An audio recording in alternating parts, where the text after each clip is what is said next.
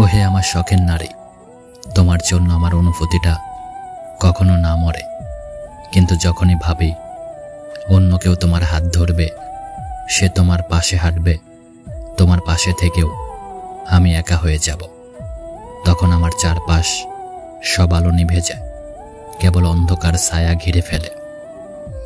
যখন ভাবি তোমার চোখের আঙিনায় অন্য কেউ তোমায় জড়িয়ে ধরবে, তোমার কপালে তার চুম্বন, সে বলবে আমি তোমায় ভালোবাসি, ঠিক তখনই হয়তো বুকের ভিতরে কালবৈশাখী ঝড় উঠবে।